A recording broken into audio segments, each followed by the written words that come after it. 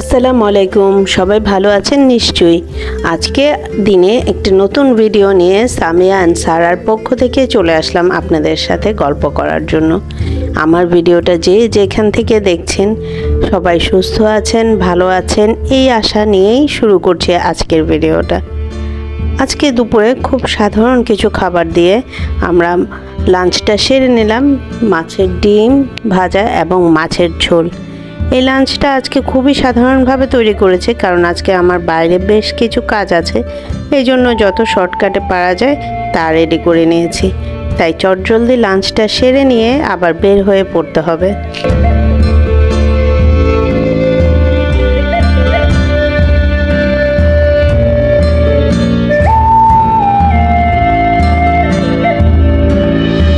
শেষ করেই চলে গিয়েছিলাম সারার কিছু টেস্ট করানোর জন্য।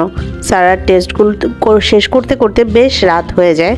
সো রাতে এসে আমার খুব ঝাল ঝাল কিছু খেতে ইচ্ছে করছিল, তাই ফ্রিজে দেখলাম কিছু কাঁঠালের বিচিও আছে আর ঘরে তো শুটকি থাকেই, তাই ভাবলাম যে চটজলদি একটু শুটকি তৈরি করে নিই। কিন্তু এখন আবার আপনারা ভাবলেন যে কাঁঠালের বিচি আবার তাড়াতাড়ি কীভাবে পরিষ্কার হবে, সেটাও একটা টেকনিক। আমি কাঁঠালের বিচিগুলো সব খোসা ছাড়িয়ে একটু গরম পানিতে 15 মিনিট ভিজিয়ে রেখেছি। 15 মিনিট ভিজিয়ে রাখার পরে জাস্ট হাত দিয়ে এভাবে কচলে নিলেই উপরের লাল চামড়াগুলো সব উঠে যাবে। আমি এইভাবে ধীরে ধীরে সবগুলো পরিষ্কার করে নিলাম।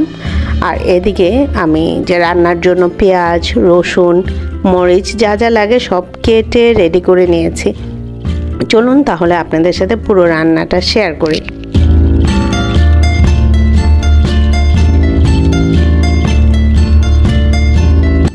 দেখেন কাঁঠালের বিচিগুলো একদম সুন্দর পরিষ্কার হয়ে গিয়েছে, আর আমার সব কিছু কেটে বেছে ধুয়ে রেডি করাও হয়ে গেছে। এখন চুলোয় কড়াই দিয়ে তেল গরম করে তার মধ্যে একে একে সব উপকরণগুলো দিয়ে দিব, দিয়ে চটজলদি রান্নাটা সেরে নেব।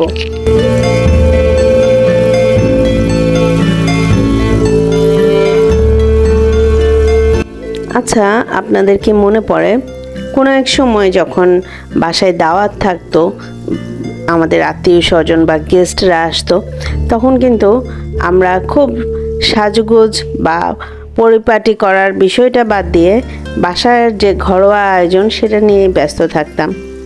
সবাই বাসায় রান্না বান্না করতো, বাসায় আয়োজন করতো, তারপর সবাই একসাথে খাওয়া দাওয়া করতো এবং খাওয়া দাওয়ার পরে বিভিন্ন গ্রুপে আড্ডা হতো। কেউ কেউ সে রাজনীতি নিয়ে আলাপ করতো, আবার একটা গ্রুপ ঘরোয়া সংসার পাতি এইসব নিয়ে আলোচনা করতো, আবার একটা গ্রুপ হয় টিভিতে মুভি দেখতো অথবা কার্টুন দেখতো, তাই না? তারপরে বেশ আড্ডা দেওয়ার পরে বিকেলে বসতো চায়ের আসর। কেউ কেউ বলে উঠতো আজকের চাটা কিন্তু ফাটাফাটি দারুণ হয়েছে, আবার কেউ বলতো আজকের আড্ডাটা কিন্তু বেশ জমে গিয়েছে। এভাবে কিন্তু চায়ের সাথে কিছুটা হালকা পাতলা ভাজা পোড়া যা সবটাই ঘরেই তৈরি করা হতো। এইগুলো খেয়ে আমাদের আড্ডাটা বেশ জমে উঠতো, কারণ এখানে মূল বিষয় ছিল সবাই একসাথে গ্যাদারিং হওয়াটা, আড্ডা দেওয়া, গল্প করা এবং হাসি মজা করা, যত কথাবার্তা আছে এগুলো নিয়ে সবার হই হই করে আলোচনা করা। এক্ষেত্রে কিন্তু খুব একদম টেবিলটা খুব দারুণ করে সাজাতে হবে এবং খুব ডিফারেন্ট আইটেম করতে হবে। হ্যাঁ, রান্নাবান্না হতো যার যার বৈশিষ্ট্য বজায় রেখে এবং পছন্দকে মাথায় রেখে রান্নাবান্না করতো, কিন্তু আয়োজন করে যে একটা পিকচার পারফেক্ট ছবি তুলতে হবে এমন কিন্তু ছিল না। যে অবস্থায় ছিল, ঘরের আরামদায়ক কাপড় পরে একটা আরাম আড্ডা দিব এবং ওর মধ্যেই এলোমেলো একটা ছবি তুলব এবং ওগুলোই পরবর্তীতে স্মৃতিতে থাকবে, মেমোরিতে থাকবে, আর সেই আড্ডাটার কথা বেশ কিছুদিন যাবৎ মনে থাকবে, তাই না? কি বলেন, আপনারা আমার সাথে একমত? এখন গল্প করতে করতে আমার রান্নাটাও শেষ হয়ে গেল, এদিকে খাবারটাও আমি দিয়ে দিয়েছি। তো আজকে এই পর্যন্তই। আমার ভিডিওটা যদি আপনাদের ভালো লাগে অবশ্যই একটা লাইক, লাভ দিবেন এবং শেয়ার করবেন। আজকে এই পর্যন্তই। সবাই ভালো থাকবেন। আল্লাহ হাফেজ। দেখা হবে পরবর্তী কোনো ভিডিওতে।